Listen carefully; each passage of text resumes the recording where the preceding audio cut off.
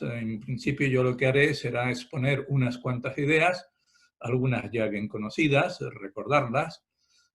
Quizás alguna idea puede resultar más novedosa, pero lo importante es que a continuación haya un diálogo, un coloquio, que esté vivo y en el que surjan preguntas que quizás yo no me he planteado y que posiblemente sean las que realmente os interese dentro de este contexto. Pues bien, el título, que si no recuerdo mal es Creación y Ciencia o Creacionismo y Ciencia, pues claro, tiene una parte, el aspecto de que realmente es la creación, y otra parte que es la ciencia. Empecemos con lo segundo, que son las ciencias. Bien, pues seguramente recordáis muchos aquella frase famosa, o que hizo famosa una zarzuela, de que las ciencias adelantan que es una barbaridad. Las ciencias adelantan que es una barbaridad. Es del texto de Ricardo de la Vega, pues, que escribió la zarzuela, pues no me acuerdo ahora mismo qué nombre de la zarzuela era, estrenada en 1894. Entonces, fijaros, si en 1894 las ciencias adelantaban, ya iban rápido, no digamos ahora. Ahora simplemente es que no tenemos tiempo ni de seguirla mínimamente. A los que nos dedicamos un poco a la investigación, no tenemos tiempo de seguir ni siquiera en nuestro área limitada, pues todos los avances que continuamente se van produciendo, avances o ideas nuevas que van surgiendo. Bien, las ciencias adelantan muy rápidamente, adelantan que es una barbaridad y, bueno, aquí como ejemplo sencillo se me ocurría, si os acordáis, de años atrás, estoy rebobinando bastante, pero os acordáis del lanzamiento del Sputnik, el primer satélite soviético. Bueno, ese satélite iba haciendo un bip, bip, bip, bip, que conmocionó al mundo.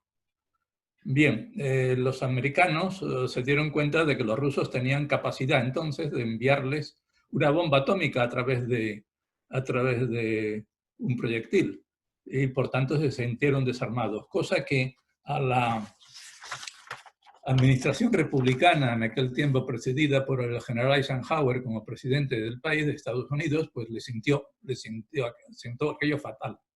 Efectivamente, que los rusos hubiesen adelantado, al menos desde el punto de vista propagandístico. Y así fue, así fue. Bueno, el avance de los satélites lo vemos continuamente, estamos comunicándonos, pues no sé cuántos satélites intervienen en esta comunicación que tenemos ahora, pero desde luego más de uno de los teléfonos móviles funcionan gracias a ellos.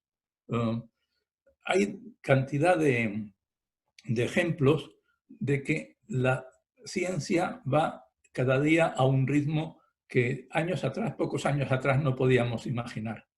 Recuerdo como anécdota de los años 50 y pico de un pueblo del sur, en el cual, un pueblo relativamente pequeño, tampoco muy pequeño, pero relativamente pequeño, un día, pues por la mañana, apareció en el cielo una raya blanca.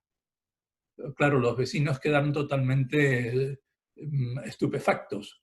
Algunos quedaron, pues, gritaban que esto era ya anuncio del fin del mundo y que, bueno, en fin, no sabían qué hacer. Hasta que del ayuntamiento llegó la información de que se trataba de un avión de los americanos, de una base americana cercana a ese pequeño pueblo, el cual estaba sobrevolando. Bueno, y que ese avión dejaba esa línea blanca. Bueno, hoy día desde pequeño estamos acostumbrados a ver las rayas blancas que dejan los aviones de reacción y no nos asombran. Bien, y esto hace pues muy poco. Bien, la ciencia tiene como dos ramas, diríamos. La ciencia aplicada, que es aquella de la que hemos estado hablando ahora, los satélites artificiales, los móviles, las televisiones, los aviones a la velocidad que queráis, etc. Y después la ciencia básica, de la cual surge esta otra ciencia de la cual nos beneficiamos. Y la ciencia básica no haríamos nada. La ciencia básica es aquella que tantas veces se hace en un laboratorio o en un despacho o simplemente el científico andando por la calle o pensando en su casa. Bueno, grandes descubrimientos se han hecho casi sin querer. Tenemos la cuestión de que la ciencia básica nos contesta cuestiones que quizás ni siquiera nos hemos planteado. ¿Nos hemos planteado alguna vez por qué el cielo es azul? Pues bien, la ciencia básica, digo, la física básica, nos responde a esto. Se entiende perfectamente ahora que el cielo sea azul, que el sol se ponga rojo al atardecer y al amanecer, cuestiones tan simples y tan tontas como esta, tan tontas no, porque la explicación de por qué el cielo es azul no vino hasta finales del siglo XIX, o sea que tampoco era tan simple. Bien,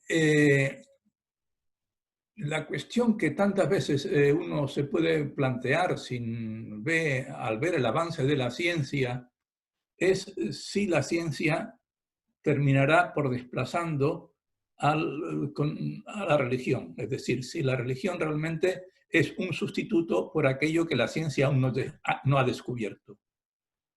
Siglos atrás se pensaba, bueno, había pensadores que creían razonablemente en aquella época que los astros se mueven debido a que un ángel los va empujando.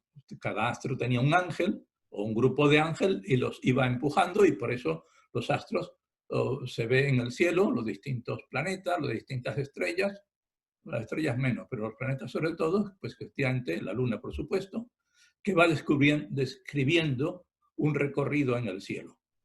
Bien, cuando Newton estableció la ley de gravitación universal, pues los ángeles pasaron al paro. Bueno, la pregunta es, ¿seguirá ocurriendo esto siempre? De forma que ya no habrá cuestiones que la religión conteste y que la ciencia conteste y la religión no esté ahí. En primer lugar, es decir que la religión nunca ha dicho que los ángeles empujen los astros. Esto vamos, no se de ninguna religión que en serio haya dicho esto, sino está más bien idea del vulgo. Pero bueno, es fácil pensar que cuando a algo no le encontramos explicación, se le da o bien que ha intervenido Dios o el diablo. Bueno, pues vamos a ver, para muchísimas cosas no hace falta dichas intervenciones porque la ciencia las puede contestar o esperemos que las pueda contestar en algún momento dado.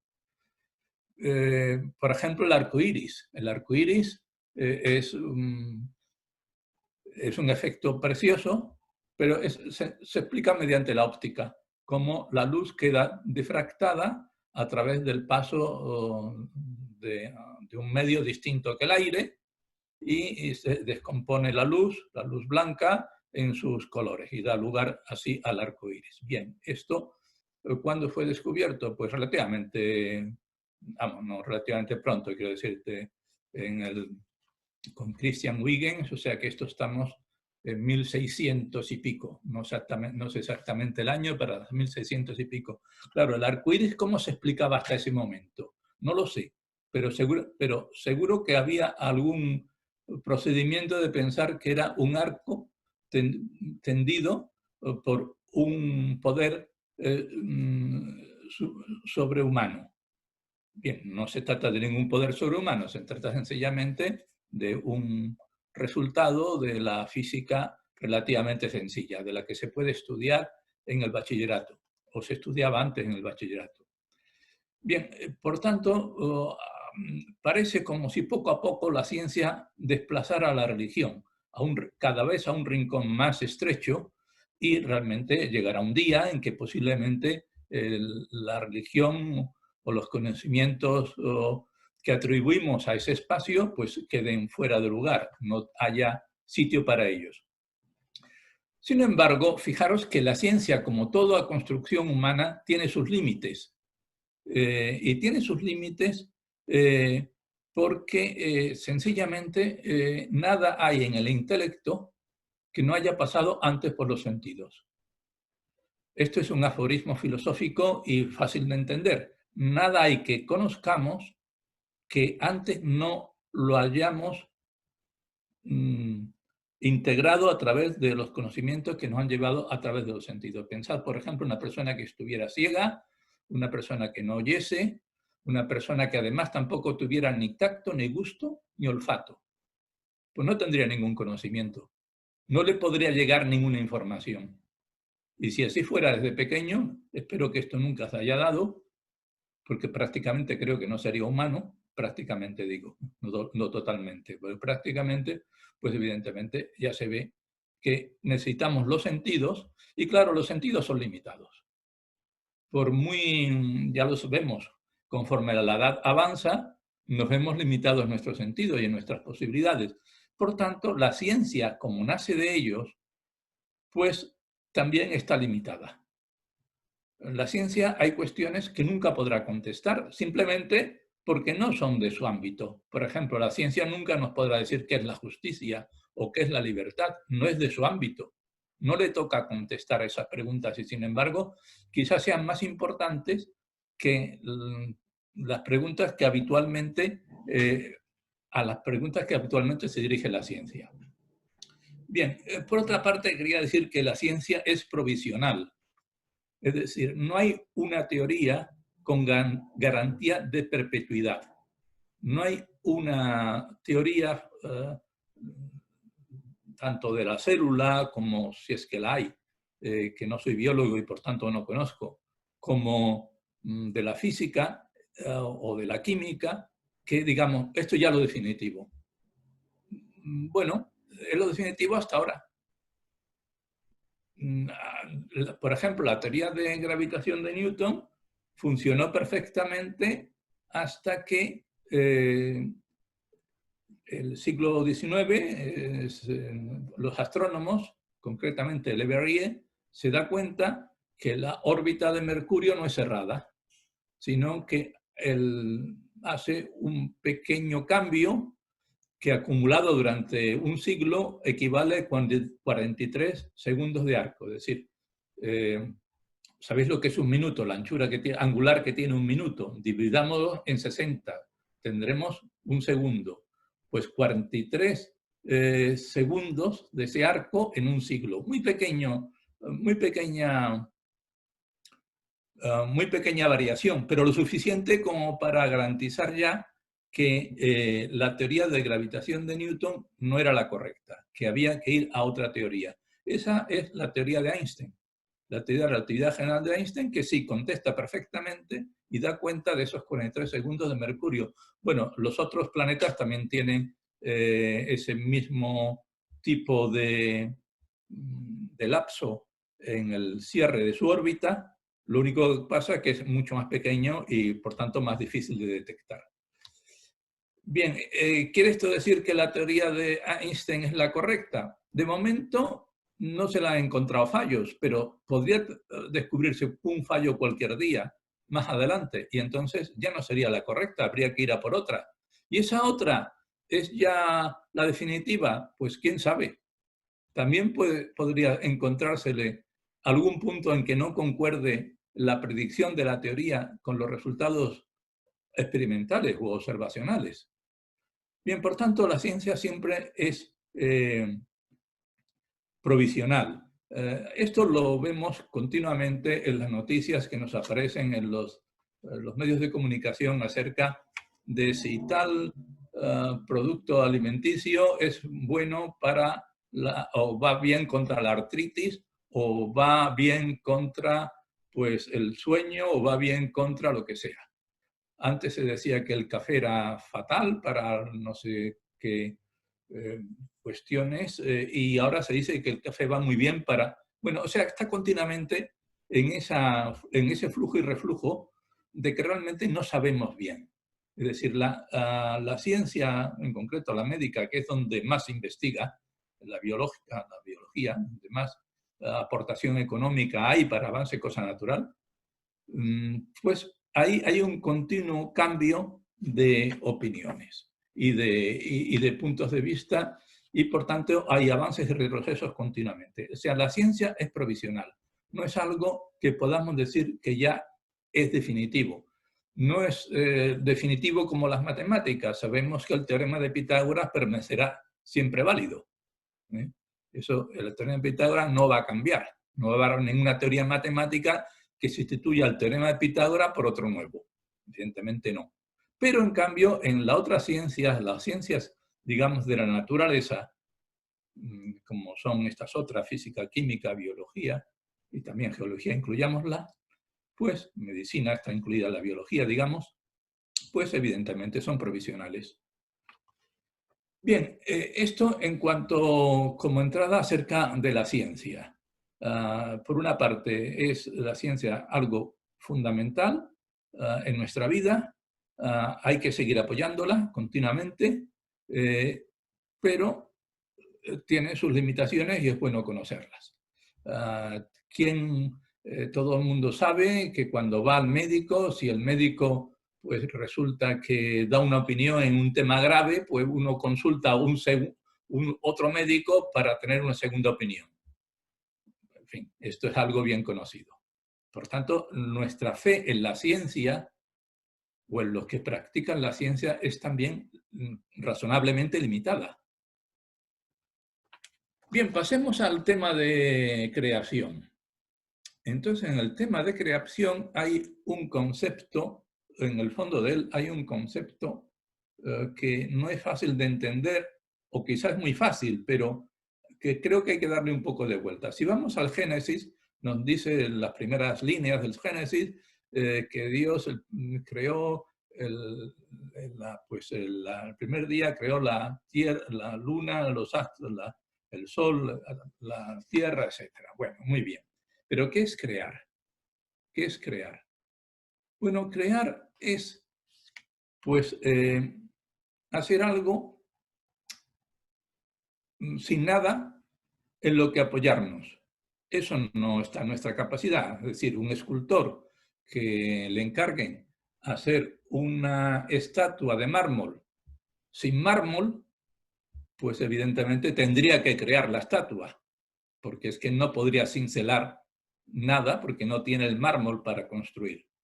En las escrituras, la primera idea acerca acerca de la creación, de una forma bastante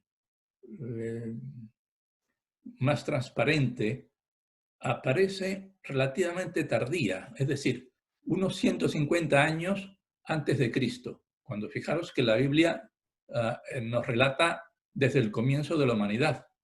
Pues bien, solamente 150 años antes de Cristo se nos relata la siguiente cuestión. Estamos en la época en la que Israel está dominada política y militarmente por un gobierno de origen helénico. Y el rey de aquella época era el rey Antíoco, el cual había erigido una estatua del dios correspondiente de los helenos, a los que los hebreos habían de adorarle. Bien, se cuenta en el segundo libro de los Macabeos, capítulo 7, versículos 28 a 30, cómo unos cuantos hebreos, concretamente la familia Macabeo, la madre de 7 hijos, pues están resistiéndose a esa adoración de la estatua y consecuentemente, por orden del rey, son pues aniquilados, son torturados y después muertos. Y en concreto, la madre le dice al más pequeño, después de que ya han matado a los anteriores, el último hijo que le queda vivo, le dice la madre: te suplico, hijo, que mires el cielo y la tierra, y viendo todo lo que hay en ellos, reconozcas que Dios no los ha hecho de cosas ya existentes, y que lo mismo sucede con el género humano. O sea, Dios los ha hecho de cosas no ya existentes. No los ha hecho de cosas ya existentes, es decir, que los ha hecho sin nada que... Bien, eso es la nada. La nada, Dios ha hecho las cosas él solo, sin nada que transformar. No ha transformado una materia en el cielo, ni en la tierra, ni en el sol, ni en nada. Es decir, bueno, la nada, por tanto, de algún modo, es lo que no es. No es una definición que yo quiera dar, porque tampoco es como muy... Pero conocer la nada es prácticamente imposible, porque es como conocer a alguien que nunca existió. Es que no le podemos conocer. Si una persona no existió, podemos conocer a una persona que existió hace muchísimos años, quizás por restos arqueológicos, quizás porque en algún lugar hay un texto que se refiere a él, etcétera. Quizás, si existió por muchos años atrás que haya existido esa persona. Pero si nunca existió, no le podemos conocer de ningún modo. Esa persona no pudo haber tenido amigos, evidentemente. Bueno, pues eso es viene a ser la nada. Bien, pues Dios produce todo lo existente simplemente por su propia acción y nada más. Y nada más. No necesita apoyarse en nada que ya existiese. Bien, a veces hay físicos, hay personas que confunden la nada con lo que en física se conoce con el nombre de vacío cuántico. La nada no es el vacío. O sea, uno puede decir, bueno, si yo elimino todo lo que hay en mi alrededor, al final lo que me quedo es todo vacío. Sí, pero el vacío aún es espacio, cuidado. El vacío, por muy vacío que sea, aún es espacio. Y también hay tiempo, claro. Y eso no es, eso no es la nada. Pues bien, la posible confusión de la nada o la no existencia con el vacío, es más, con el vacío cuántico, que concretamente, en fin, no voy a entrar en los detalles de este concepto, pero el vacío cuántico es experimentable, por tanto es sensible y tiene una existencia real, por tanto no es la nada. Es experimentable, ahí está el efecto Casimir, el cual no entro a explicar ahora, pero está perfectamente medido y gracias a él y a otros efectos se conoce que efectivamente existe lo que se conoce con ese nombre de vacío cuántico. Bien, algunos científicos no creyentes han dicho, no, claro, pues ese vacío cuántico es la nada. Y que por tanto el mundo podría tener origen a partir de ese vacío cuántico y que por tanto el mundo podría verse autocreado. Bien, lo de autocrearse, de que el mundo pudiera autocrear, para mí es tan ridículo como una persona que se quisiera levantar a sí misma del suelo tirando de las solapas de su americana.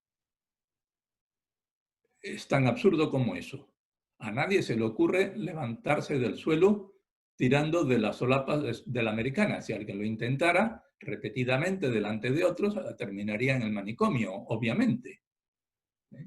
Bien, pues esto sería algo análogo a la autocreación del mundo. O imaginad una persona que existiese sin padres. O sea, que nunca hubiese tenido padre, ni siquiera la conocida probeta, ni siquiera un niño probeta. ¿Podríamos encontrarnos alguna vez a una persona así? Pues es lo mismo que la no existencia de esa persona, pues sería que ella misma se hubiese creado a sí mismo, pues de ese modo, pues también podríamos decir que el mundo se hubiese autocreado. Bien, uno podría arguir que, claro, lo que ocurre es que, bien, están las leyes de la naturaleza. Entonces, lo que realmente rige son las leyes de la naturaleza y el mundo existe gracias a esas leyes. Una idea bonita. Las leyes de la naturaleza, estupendo. Pero ¿quién puso esas leyes? Claro, toda ley necesita un legislador. Toda ley necesita un legislador. ¿Quién puso esas leyes? ¿Por qué? Vamos a ver, la ley que nos dice que el calor pasa de los cuerpos calientes a los fríos. ¿Quién puso esa ley? Bien, si ponemos en contacto dos cuerpos, uno caliente y otro frío, pues esperamos que se caliente el frío y que se enfríe, en todo caso, que se enfríe el que está caliente. Bueno, esa es una ley de la naturaleza y que, bueno, que en física se estudia como segunda ley de la termodinámica, que por cierto es una ley bastante sutil, aunque parezca que el efecto que os estoy contando del paso del calor del cuerpo caliente al frío es algo pues normal, claro, normal porque nos ocurre cada día. Aquí ha pasado algo en el... yo he perdido la visión. Bueno, ¿se me sigue oyendo? Sí, sí. Se te oye y se te ve muy bien, ¿eh?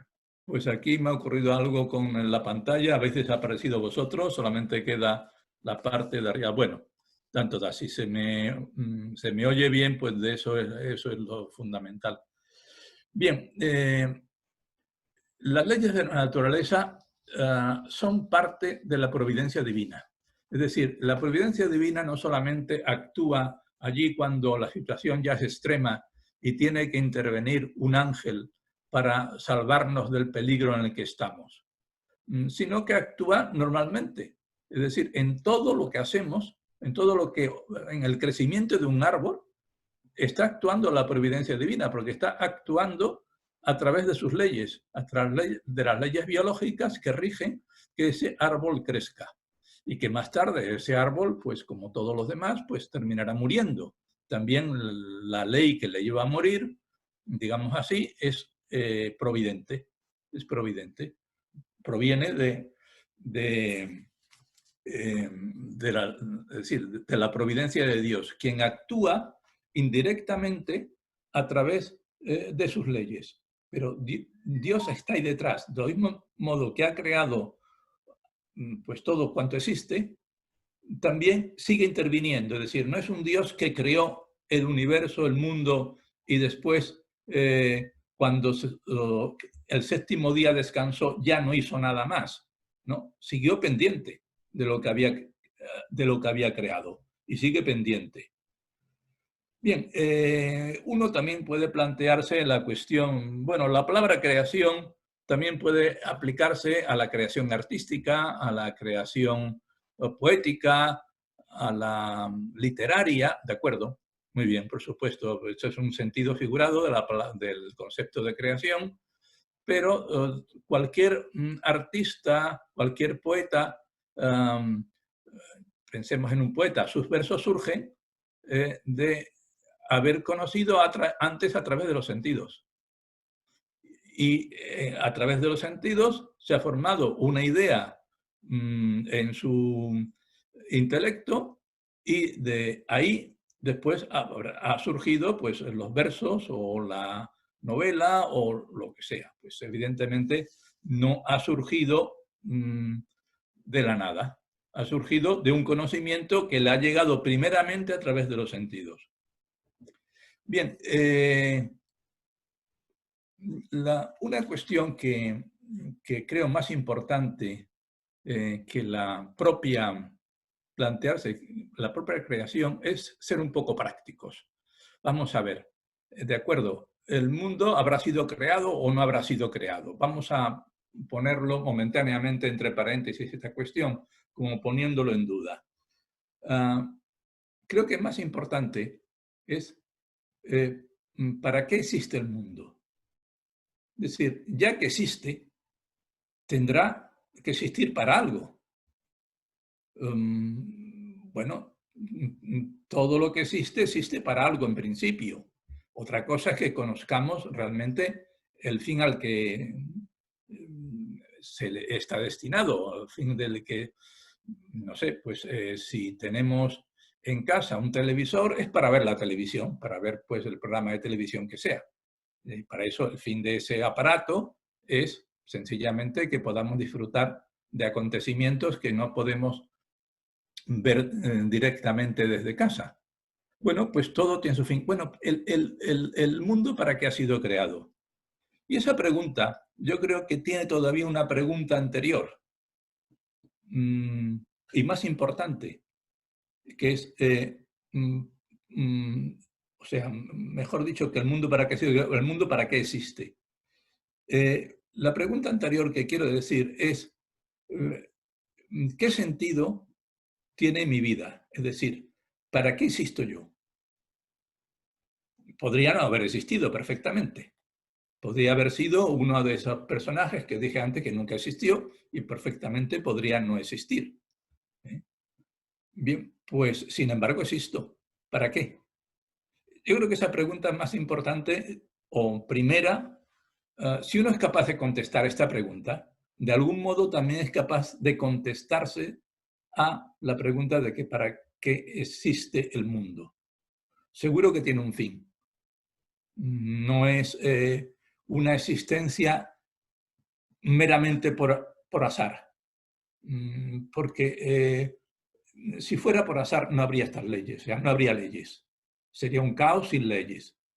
Y por tanto, uno se plantea el fin no solamente del mundo, de nosotros, sino de cada uno. Y esa pregunta sí que es realmente importante. ¿Yo para qué existo? ¿Qué sentido tiene mi existencia?